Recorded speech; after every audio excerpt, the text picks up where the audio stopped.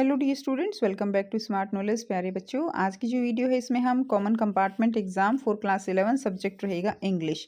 Previous year का paper देखने वाले हैं, समझने वाले हैं और यहाँ से आपको जो है वीडियो बेनिफिशियल रहेगी आपके लिए, क्योंकि आप यहाँ पे डिफ़िकल्टी लेवल देख सकते हो। कुछ बच्चों के कमेंट्स थे कि पेपर प्रीवियस ईयर के शेयर कर दिए जाएँ ताकि पता चले कि डिफ़िकल्टी लेवल क्या है।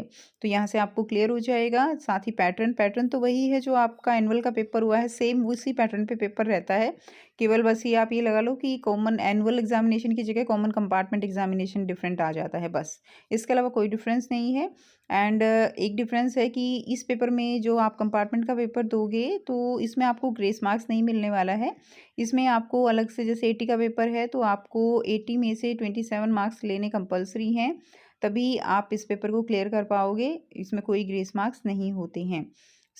यहाँ से ज़रूरी है कि आप जितना इम्पोर्टेंट पोर्शन है वो कवर करें और जो इम्पोर्टेंट क्वेश्चंस है उनको कवर करें, क्योंकि यहाँ पे आपके लिए पेपर को पास करना मस्ट है। पास करना जो कंडीशन है उसको क्लियर करना कंपलसरी है। ठीक है, मार्क्स लेना तो अब टारगेट नहीं है, अब तो केवल पास होना ज़रूरी है ताकि साल ख़राब होने से बच जाए। तो इसीलिए आपको बहुत अच्छे से मेहनत करनी है और जितने भी प्रीवियस ईयर के पेपर हैं, फिर चाहे वो मॉर्निंग का पेपर है, इवनिंग का पेपर है जो अभी आपका हुआ है, पीछे डीओई के प्रैक्टिस पेपर हैं, इसके अलावा जो प्रीवियस ईयर के पेपर हैं आपके, उनको ज़रूर कीजिए। जहाँ से भी आपको सैम्पल पेपर मिले उनको, उनके इंपॉर्टेंट क्वेश्चंस को कीजिए। साथ ही मिड टर्म का जो एग्ज़ाम हुआ था आपका, उसके क्वेश्चंस कीजिए। ठीक है, तो इससे क्या होगा कि आप कम टाइम में अच्छे से अच्छी तैयारी कर सकते हो, लेकिन उसके लिए आपको बहुत मेहनत करनी होगी। ठीक है, तो अच्छे से पढ़िए और हम इस पेपर का सॉल्यूशन इस वीडियो में करते हैं। ठीक है, सो नाउ लेट्स स्टार्ट। तो आपको ये जो पैसेज है इसको रीड करना है, ठीक है, और फिर क्वेश्चंस के आंसर आपको करने हैं। Sea surface temperature. The temperature of the water at the ocean surface is an important physical attribute of the world ocean. ठीक है, the surface temperature of the world ocean varies mainly with latitude and with the warmest water generally near the equator and coldest water near the Arctic and Antarctic region. तो जो equator होता है उस पे temperature ज़्यादा रहता है, तो वहाँ पे जो टेम्परेचर है, सरफेस टेम्परेचर, वो ज़्यादा होता है as compare to the Arctic and Antarctic region, क्योंकि वहाँ पर कोल्ड होता है। As the ocean absorb more heat, sea surface temperature increase. जैसे ही जो ओशन है वो ज़्यादा हीट एब्सॉर्ब करते हैं तो सरफेस टेम्परेचर ज़्यादा हो जाता है।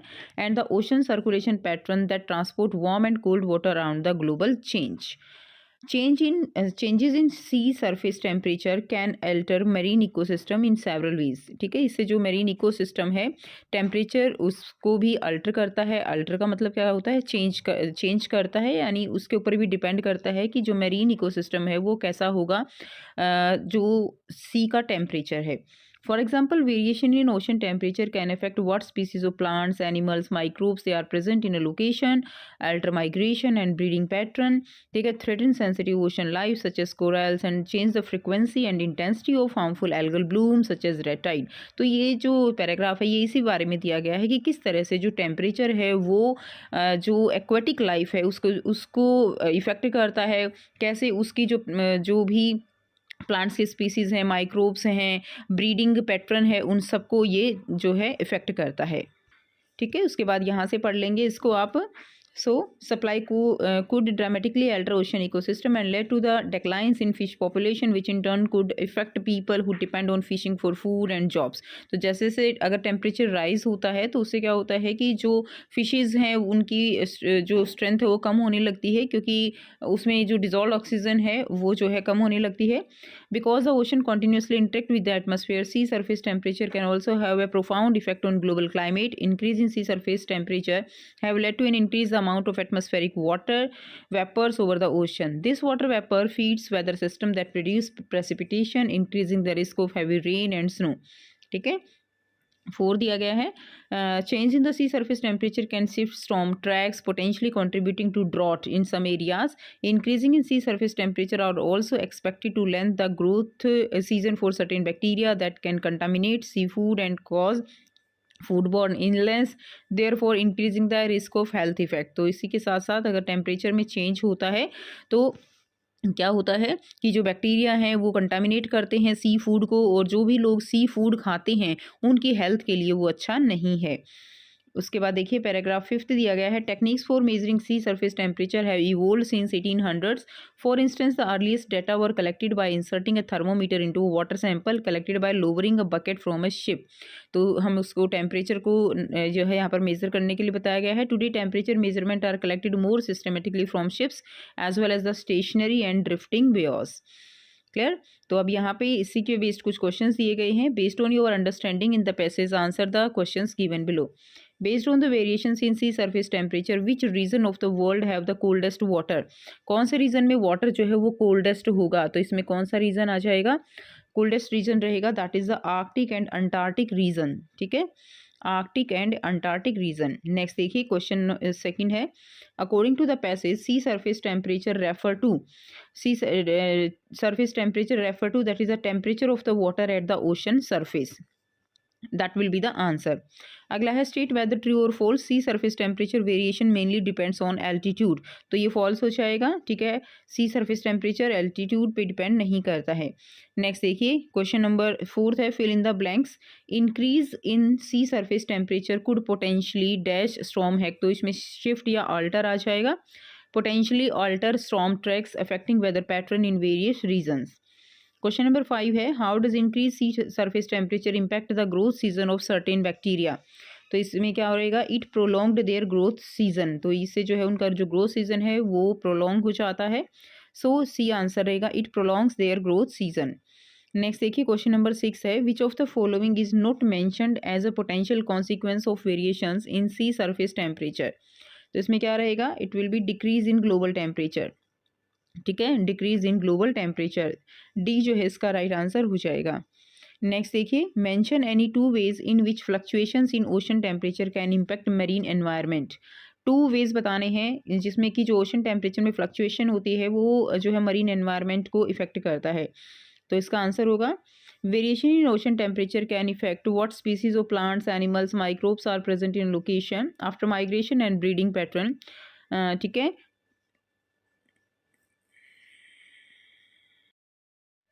क्वेश्चन नंबर 7 है, mention any two ways in which fluctuations in ocean temperature can impact marine environment. तो टू वेज आपको बताने हैं, तो आंसर आप यहाँ से लिख लेंगे, variation in ocean temperature can effect what species of plants and animals and microbes are present in location after migration and breeding pattern. alter migration and breeding patterns, threaten sensitive ocean life such as corals and change the frequency and intensity of harmful algal blooms such as red tide। तो ये आपको paragraph से ही लिया गया है। ठीक है, तो ये आंसर हो जाएगा। नेक्स्ट देखते हैं question number 8 is, which method was primarily used to collect sea surface temperature data in the 1800। So thermometer reading of the sea water sample collected by lowering bucket from ships. तो ये जो है इसका answer हो जाएगा, ये हमने अभी ऊपर पढ़ा था। ठीक है, C will be the right answer. Next question है, in the para 2 which word is closest in meaning to modify. Para 2 में जो वर्ड जो है क्लोजेस्ट है मॉडिफाई के, सो कौन सा वर्ड हो जाएगा, दैट इज अल्टर। ठीक है, मॉडिफाई के क्लोजेस्ट कौन सा होगा, दैट इज अल्टर, ये इसका आंसर रहेगा।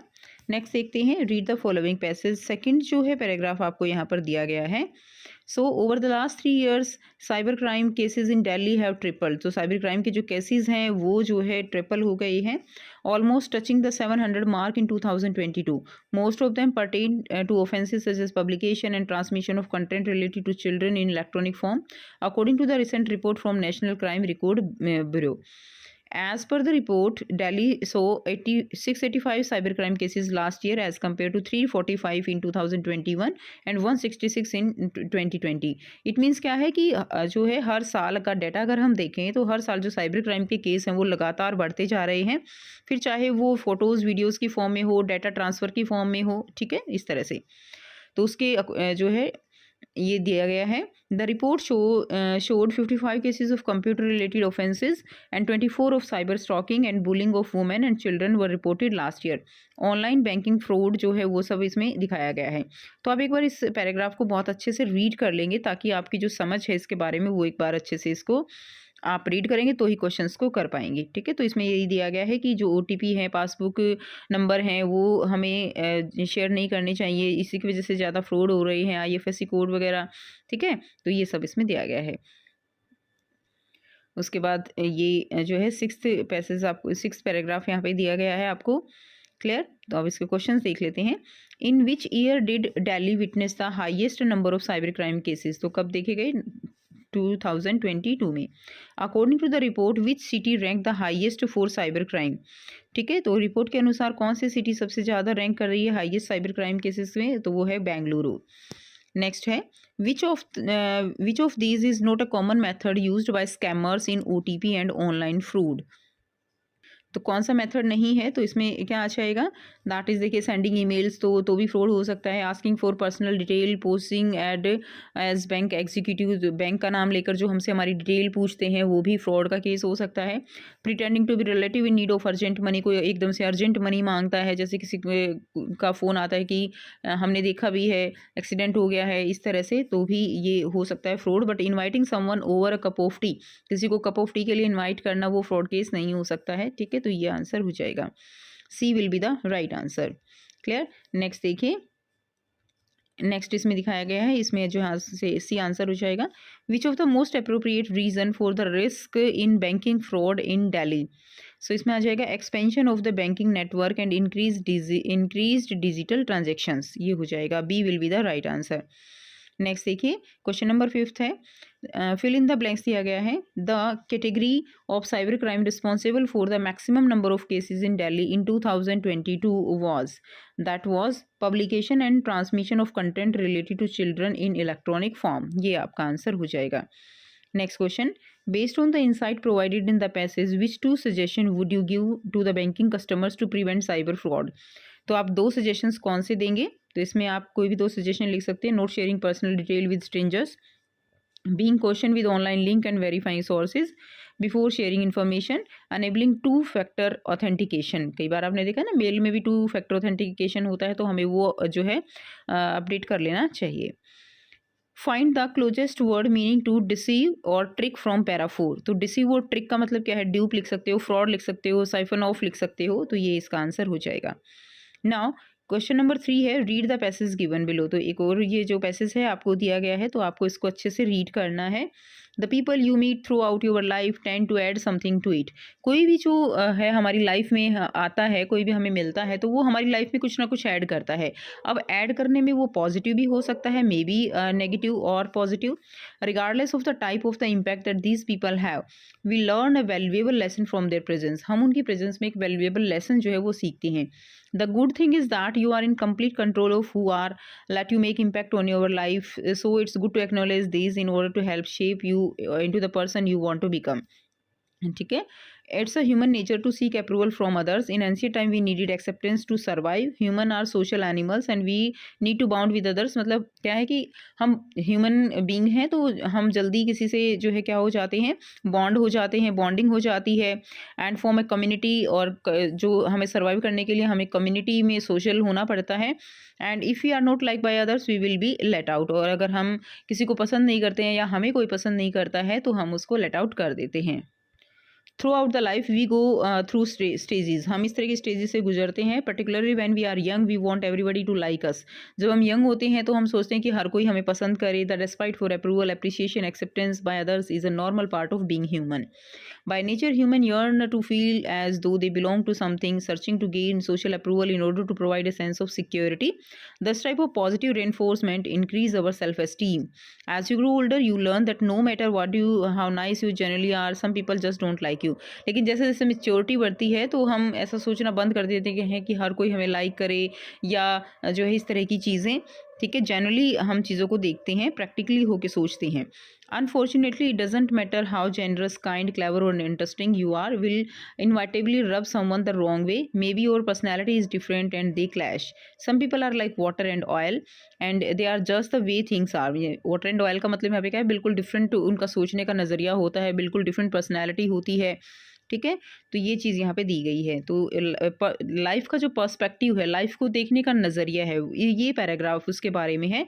सो अगर हमें कोई चीज़ पसंद नहीं आती है या हम उसको लाइक नहीं करते हैं, तो हम जो है उस चीज़ को लेट गो कर सकते हैं। Shrug your shoulder and move on and there are plenty of people out that that will appreciate you for who you are and can benefit your life in a positive way। ठीक है, तो किसी ना किसी का contribution, हर किसी का contribution हमारी लाइफ में रहता है, कुछ ना कुछ हमें सीखने को मिलता है। सो यहाँ से क्वेश्चन रहेंगे, on the basis of your reading of the above passage make notes on it. तो हमने जो भी पढ़ा उसके हमें नोट्स बनाने हैं, using recognisable abbreviations wherever is necessary, supply a suitable title. इसको आपको टाइटल भी देना है और यहाँ पे आप एब्रीविएशंस भी बना सकते हो, नोट्स आपको बनाने हैं। ठीक है, सो यहाँ से इसका आंसर कर लेंगे, तो थोड़ा सा हिंट आपको दिया गया है, बाकी आप इसमें कुछ ऐड ऑन कर सकते हो। देखिए, importance of social acceptance and individual growth, ये हम इसको टाइटल दे सकते हैं। ठीक है, या पर्सपेक्टिव ऑफ लाइफ हो सकता है, तो जो भी आपको सूटेबल लगे सब कुछ इसमें एक्सेप्टेड रहता है। नोट्स जो इस तरह से आप नोट्स इसमें बना सकते हो कि जो भी आपने पढ़ा उसको एक समराइज फॉर्म में कैसे लिख सकते हो। ह्यूमन इंट्रैक्शंस है, इन्फ्लुएंस पॉजिटिवली और नेगेटिवली, तो ये की पॉइंट्स हमने निकाले हैं। लेसन्स रहेगा जैसे every encounter shape personal development, social nature है, human seek approval and appreciation, self esteem reinforce through social acceptance, reality क्या है, not everyone will like you, and conflict क्या है, पर्सनैलिटी डिफरेंस, जेलसी और डिसएग्रीमेंट्स, सॉल्यूशन है accept differences, surround yourself with supportive people. ठीक है, जो भी हमें पसंद नहीं आते हैं या जो हमारे बिहेवियर में नेगेटिविटी लेकर आते हैं उनको हम लेट इट गो कर सकते हैं। तो ये इसका आंसर हो जाएगा। इसमें चाहे तो आप कोई, अगर आपको लगता है एब्रीविएशंस है तो इसमें कोई भी 3-4 एब्रीविएशंस भी आप डाल सकते हो। बाकी इन चीज़ों की प्रैक्टिस आपने काफ़ी अच्छे से की है। Right a summary of the above passage in the 50 words. 50 words में आपको क्या करना है, समराइज करना है। The passage highlight how social interaction shape personal growth, it discuss humans inherent desire for social approval and self esteem and enforcement.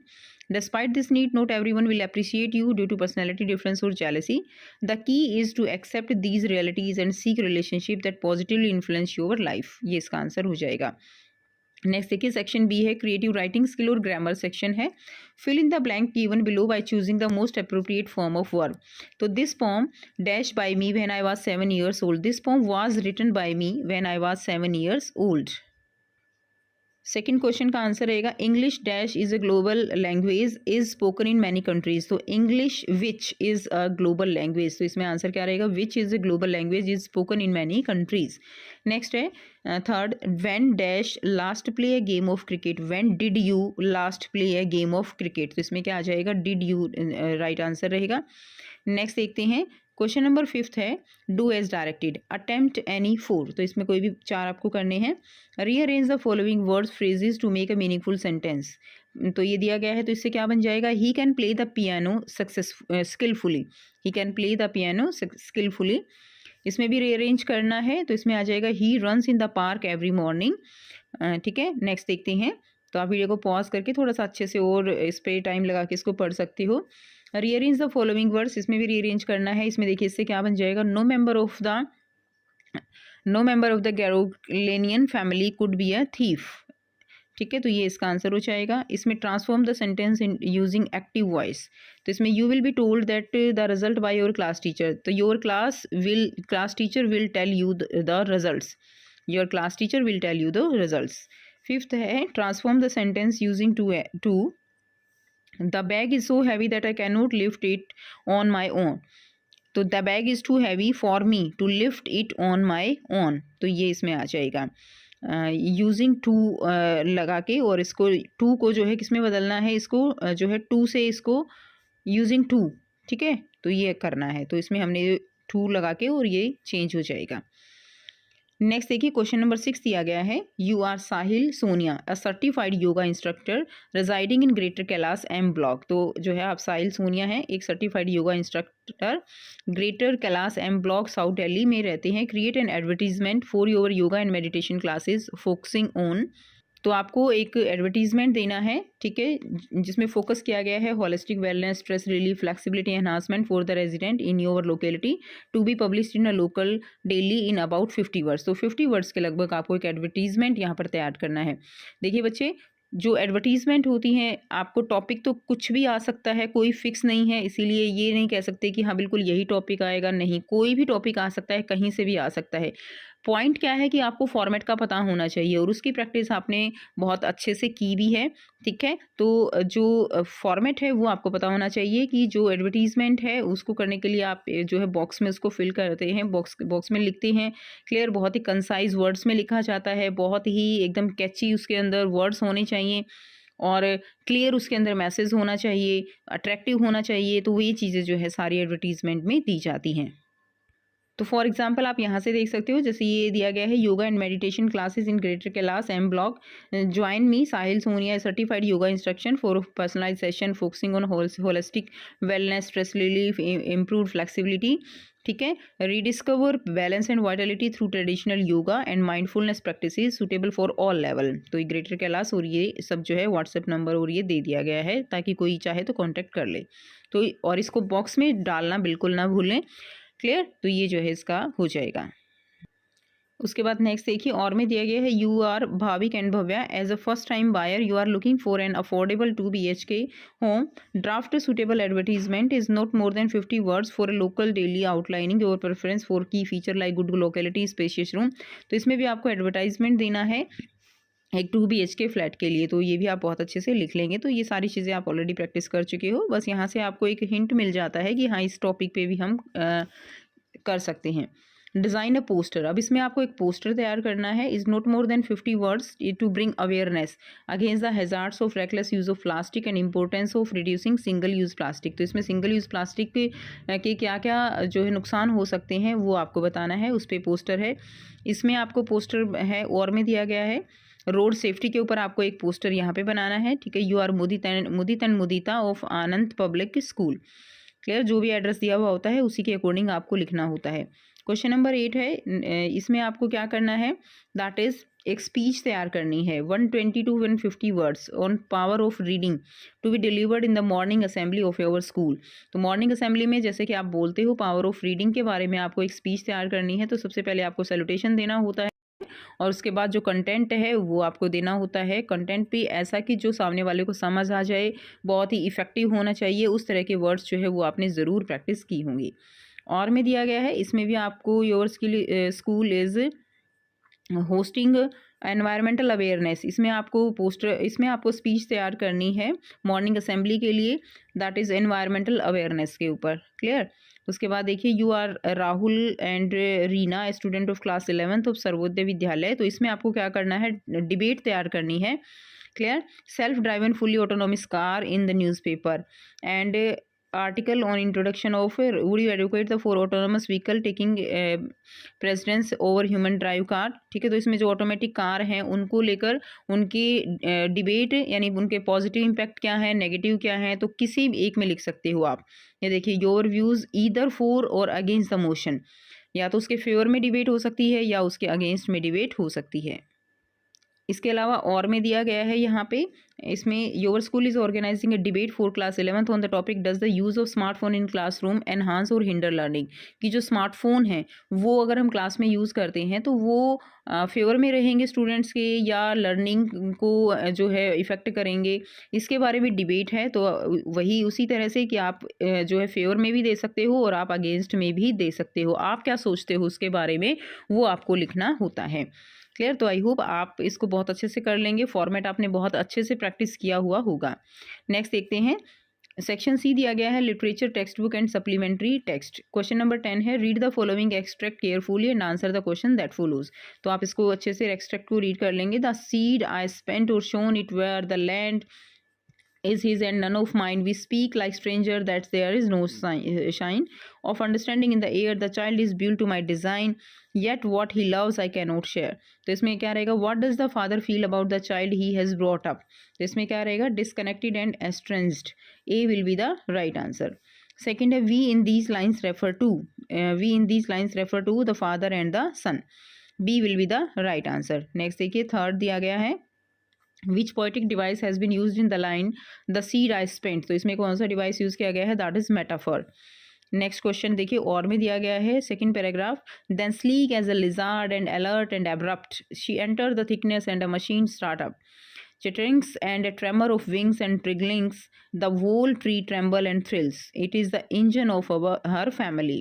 How does the alertness of gold finch affect the tree, तो इसमें क्या आ जाएगा B, it shakes and trembles, ठीक है, tremble यानी कांपना. What had brought life to the tree, what had brought life to the tree, that is the entry of goldfinch. D will be the right answer. Next देखिए, next question है third, the poetic device used in the sleek as a lizard, तो इसमें कौन सा poetic device है, that is simile, ठीक है, D will be the right answer. Next question है question number 11, read the following extract carefully and answer the question, तो आपको इसको अच्छे से रीड कर लेना है. She didn't believe in the things they taught in the English school, तो जो इंग्लिश स्कूल में उसको पढ़ाई गई है वो उन पर बिलीव नहीं करती है. And was distress that there is no teaching about God and scriptures. One day I announce that we were being given music lessons, she was very disturb. To her music had lewd association. It was the monopoly of harlot and beggars and not meet for gentle folk. तो आप इसको एक बार अच्छे से read कर लेंगे, ठीक है. Which of the following was not taught in the English school? तो क्या आ जाएगा scriptures. A will be the right answer. What does the silence signify? तो क्या आ जाएगा disapproval. A जो है इसका आंसर हो जाएगा disapproval. नेक्स्ट देखिए थर्ड है, according to her the music has lewd association. What does this tell about the grandmother? सो इसका आंसर आप यहाँ से करेंगे, the grand mother had conservative views associated music with an appropriate और इंडिसेंट एसोसिएशंस, ठीक है. इसके अलावा और भी कोई सुटेबल आंसर हो तो वो आप लिख सकते हो. नेक्स्ट देखिए आगे आपको फिर ये जो है पैराग्राफ दिया गया है, इसको एक बार अच्छे से रीड कर लेंगे क्योंकि ये क्विक रिवीजन चल रही है. आपने क्योंकि बहुत सारा कुछ पढ़ चुके हो तो केवल जो है आप यहाँ से बिल्कुल अच्छे से एक रिवीजन जो है आप ले सकते हो. सो इसको आप अच्छे से रीड करोगे तो क्वेश्चन के आंसर आप इजीली कर सकते हो. Who wanted the group about the wild ash herd, तो इसमें आपका जो है क्या आ जाएगा सिटैन. क्लियर है, A will be the right answer. Next देखिए, how does he alert the group about the approaching wild ash herd, तो इसमें आ जाएगा he point towards a distant cloud of dust, he points towards a distant cloud of dust. Next देखिए, what behaviour does the wild ash herd exhibit as the group approaches, तो इसमें आ जाएगा they gallop together in a coordinated manner. Next question है question number 12, तो इसमें extract को आप अच्छे से रीड कर लेंगे, उसके बाद हम क्वेश्चंस के आंसर करेंगे. सो इसमें हो जाएगा आपका that is the word them stands for, तो इसमें वर्ड दैम जो है stands for that is the belongings. The narrator resolve to forget the address as, the narrator resolve to forget the address as all of the above. It was meaningless to visit it again. The belonging of her mother had lose their charm in such circumstances. Mrs Rawling was reluctant to allow her to come in side her house, तो इसमें आ जाएगा all of the above. Find a word from the extract opposite to abundance. Abundance का opposite क्या होगा, that is the handful. A will be the right answer. Next देखिए, why had the narrator visited the address, ठीक है, to claim her belongings. B will be the right answer. उसके बाद और में दिया गया है, the workman look surprise and said, O king you don't realise the brick were made of the wrong size. Summon the mason, said the king. The mason stood there quivering, what reason did the workman give to the king. उसने क्या उसको reason दिया workman ने king को, the bricks were of wrong size, की जो BRICS हैं वो किस साइज, वो गलत साइज की बनी हुई हैं, ठीक है. वाई वर मैसॉन्स क्वेरिंग, ठीक है, तो इसमें क्या आ जाएगा, दे वर एफ्रेड ऑफ किंग एंगर. जो मैसन्स है वो क्या है, वो जो किंग है राजा उसके गुस्से से क्या है डरे हुए थे. नेक्स्ट देखिए, which word means the same as shaking. Shaking जो है उसका सेम मीनिंग क्या है, क्वेरिंग. क्लियर. नेक्स्ट देखिए, what influence can be drawn about the king leadership style from the passage. तो किंग का जो लीडरशिप स्टाइल है उस जो है वो क्या है, that is he is quick to blame his worker for mistake. A will be the right answer. Next देखिए, क्वेश्चन नंबर 13 है, आंसर करने हैं आपको 3 questions in 40 to 50 words. So explain both why with the laboured ease of loss in reference to the poem a photograph. इसका आंसर आप यहाँ से करेंगे, the line both wry with the labored ease of loss reflect the shared but different grief of the poet and her mother. The mother smiles wryly at her nostalgic loss of carefree childhood days, while the poet smiles similarly at her mother's absence, indicating their acceptance of irreversible losses with painful resignation. तो ये इसका answer हो जाएगा, आप यहाँ से इसका answer करेंगे. नेक्स्ट देखिए, how did the speaker realise the hypocrisy of the adult in the poem childhood. तो इसका आंसर आप यहाँ से कर लेंगे. The speaker noticed a wide gulf between what adults appear to be and what they actually were in real life. There were apparent contradiction between their words and deeds. They talk of love and preach of love, but not acted so lovingly. Next है third. How did the shoe make her father laugh when the situation was almost hopeless? तो इसका answer यहाँ से कर लेंगे, तो ये जो है आंसर हो जाएगा, तो यहाँ से आप इसका आंसर करेंगे. नेक्स्ट देखिए, क्वेश्चन नंबर 14 है answer any one out of the following two questions. तो इसमें आपको बताना है how did the chief builder workman and masons pass the blame on to each other in the lesson tale of Melon City. इसका आंसर आप यहाँ से कर लेंगे. क्लियर. नेक्स्ट देखिए, और में दिया गया है how did the two women Mrs Pearson and Mrs Fitzgerald react when their bodies were exchange. जब उनकी बॉडी एक्सचेंज हो गई थी तो Mr Pearson was initially nervous and hesitant but amazed at Mr Fitzgerald confidence. On the other hand Miss Fitzgerald remained calm and to control of the situation. Their contrasting reaction highlight their personalities. Mrs Pearson timid nature and Mrs Fitzgerald boldness. Next देखिए, next question दिया गया है answer any one out of the following question in 120 to 150 words. तो 6 marks का question आपका यहाँ पे ये है. What do you think professor Gaitonde decided never to preside over meeting again. Use instance from the lesson adventure to support your answer. तो इसका answer यहाँ से आप करेंगे. क्लियर. यहाँ से आप इसको नोट डाउन कर सकते हो या आप अपने सिंपल वर्ड्स में भी इसको लिख सकते हो. ये इसका आंसर हो जाएगा. नेक्स्ट देखिए, नेक्स्ट क्वेश्चन है on 6 January 2005 I history was created in the field of archaeology. Imagine yourself at Zahi Hawass secretary general of Egypt supreme council of antiques. Write a diary entry of the day. ठीक है, आपको यहाँ पर diary entry करनी है. तो किस तरह से आप कर सकते हैं, तो डायरी से स्टार्ट करते हुए कुछ इस तरह से लिखेंगे आप. Dear diary, today was a historic yet challenging, we scan. ठीक है, तो ये सारा आप जो है इस तरह से आंसर यहाँ से नोट कर सकते हो. नेक्स्ट देखिए, अगला क्वेश्चन है answer any one of out of the following question. तो इसमें भी आपको जो है diary entry, write a diary entry about your experience of the encounter with John Byro describing in your own words how and when you finally decide to return the horse to its rightful owner. Begin with diary, dear diary. तो इसमें भी आपको कुछ इसी तरह से करना है. तो इसका आंसर आप यहाँ से देख लेंगे, तो यहाँ से आप इसका आंसर कर लेंगे. तो जो भी ये आंसर्स जो आपको दिए गए हैं ये जस्ट केवल एक आइडिया है कि इस तरह से आपको करना है. आपको इसको अपने जो अपने आप से आप इसको लिख सकते हो और इजी लैंग्वेज में लिख सकते हो और कैची वर्ड्स का इस्तेमाल आप कर सकते हो. ठीक है, तो यहाँ से जस्ट एक आप कह सकते हो कि आइडिया है. ठीक है, नेक्स्ट देखिए, लास्ट क्वेश्चन दिया गया है Imagine yourself as a Dr. Andrew in the lesson birth. Write a speech about the long night you spent at Mrs. Morgan's house describing how you finally felt I have done something real at last. तो आपको यहाँ पर Imagine yourself as a Dr. Andrew, तो इसमें speech जो है वो आपको बतानी है. यहाँ से इसका आंसर हो जाएगा डियर फ्रेंड्स ग्रीटिंग्स. ठीक है, स्पीच है, तो यहाँ से आप इसका आंसर देख लेंगे. क्लियर.